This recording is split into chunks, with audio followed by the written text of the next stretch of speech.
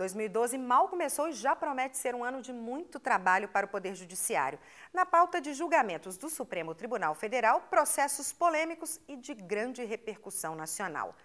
Assuntos que podem mudar a sua vida. Conheça os detalhes dos principais casos e saiba a posição do Ministério Público Federal em cada um deles. Entre os casos que vão a julgamento está a legalidade de alguns dispositivos da Lei da Ficha Limpa, em debate desde a eleição de 2010. O MPF defende a aplicação imediata da lei. O que espero é que nós tenhamos a chamada Lei da Ficha Limpa com plena eficácia, aplicando-se integralmente nas eleições do ano vindouro.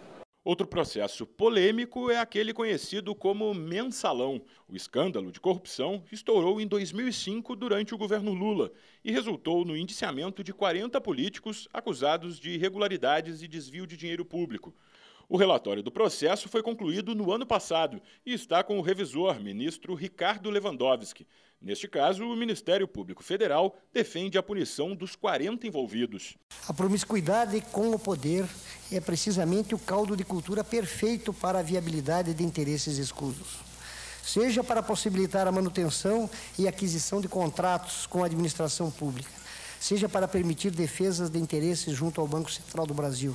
Tudo é facilitado pela proximidade com pessoas que integram o poder. Se fosse uma pessoa da classe mais baixa, com certeza já estaria preso. Vergonha para esse Brasil nosso, né? As ações que discutem a constitucionalidade da reserva de vagas em universidades públicas por critérios raciais, o sistema de cotas raciais, também vão a julgamento. O Ministério Público Federal é a favor de uma política de ação afirmativa para a reserva de vagas no ensino superior. A Constituição, ela rompe com o paradigma anterior de uma sociedade hegemônica, de uma sociedade que exclui os seus diferentes e institui, juridicamente essa sociedade plural, reconhece essa sociedade plural. E as cotas, portanto, elas têm essa missão, não são um único instrumento, mas um instrumento importantíssimo de abrir portas para que as instituições públicas passem a ser plurais. Na verdade, é pagando uma dívida que nós temos. E essa discriminação, embora tenha acabado legalmente já há mais de um século, ela, na verdade, continua socialmente, culturalmente, simbolicamente. Então, é nesse sentido que eu acho que nós estamos resgatando um passado histórico de discriminação. Nós não estamos compensando. Compensar dá uma ideia de assistencialismo. Não é isso que nós estamos fazendo. Acho que é um pleno direito de um grupo que, única e exclusivamente, por ter a pigmentação, uma pigmentação mais escura, por isso está sendo discriminado. Uma ação da Associação Brasileira de Restaurantes e Empresas de Entretenimento questionando a lei seca também promete polemizar a Corte Suprema. A lei proíbe a venda de bebidas alcoólicas à beira de rodovias federais ou em áreas próximas. Bebida e volante não combina realmente, não, hein? Quem bebe não deve dirigir, né? Tem que continuar a lei, sim. Eu acho correto, né? O Ministério Público Federal apoia a legislação e defende o uso de outros meios, além do bafômetro, para testar a embriaguez dos motoristas. Assuntos como estes são polêmicos, atingem direta ou indiretamente grande parte da população. É o caso de processo que pede autorização para aborto de fetos anencéfalos. O assunto já foi a julgamento várias vezes sem chegar à decisão. O Ministério Público Federal concorda com a Confederação Nacional dos Trabalhadores na Saúde, que ajuizou uma ação no STF, alegando que proibir a antecipação do parto de fetos que nascem sem cérebro viola a Constituição Federal. Todo parto tem as suas complicações. Este, inclusive, é muito pior, sabendo-se que, estatisticamente, que esses fetos não ultrapassam aos 6, 7 meses de gestação, né? A grande maioria deles morre antes. E isso é um complicador para as mulheres ter que posteriormente ter que fazer aí sim um aborto para evitar uma questão de saúde dessa pessoa. Esses julgamentos são transmitidos ao vivo em rádio e televisão e podem ser acompanhados em todo o Brasil. Segundo pesquisas, a população brasileira está cada vez mais interessada em conhecer as decisões que podem transformar a sociedade. E, para isso, querem um judiciário mais atuante. Drogas, armas, munição e imóveis em nome de traficantes. No Rio Grande do Sul, uma quadrilha de tráfico internacional de entorpecentes foi denunciada pelo MPF à Justiça. A quadrilha era responsável pela entrada mensal de mais de 1 tonelada de maconha em território brasileiro. Além da prisão dos traficantes, foram apreendidos armamentos de calibre restrito, munições, carros e uma grande quantidade de entorpecentes. Imóveis em nome de integrantes da quadrilha também foram recuperados. A droga e as armas vinham do Paraguai e chegavam ao Rio Grande do Sul pelas fronteiras argentina e uruguaia.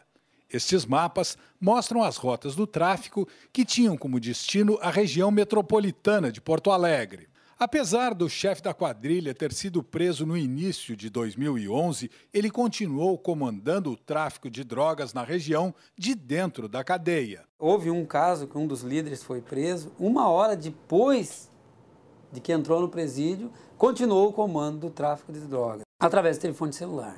Ele ligava normal, por diversas horas. O que a quadrilha não esperava é que os telefonemas estivessem sendo monitorados pela polícia e pelo Ministério Público Federal com autorização da Justiça. As informações serviram para desmontar todo o esquema. As gravações das conversas estão na denúncia apresentada pelo Ministério Público Federal, juntamente com os chips apreendidos aqui no Presídio Central de Porto Alegre. Segundo o procurador da República, Celso Tres, as escutas dos diálogos foram fundamentais para a prisão dos envolvidos. Nós tivemos essa situação surrealista, né, de você cumprir o mandado de prisão dentro do próprio presídio. Se você chega lá, né, a autoridade policial, você esteja preso. Não, eu já estou preso por outros processos, mas enfim, por quê? Porque você está cometendo outros delitos. Mais do que isso, cumprir mandado de busca e apreensão dentro do próprio estabelecimento penitenciário, ou seja, porque ali ele está usando telefone celular, que é clandestino, e outros elementos, né? Que ali, obviamente, deveria, sob a custódia do Estado, deveria estar sendo permanentemente devassado para que isso não acontecesse.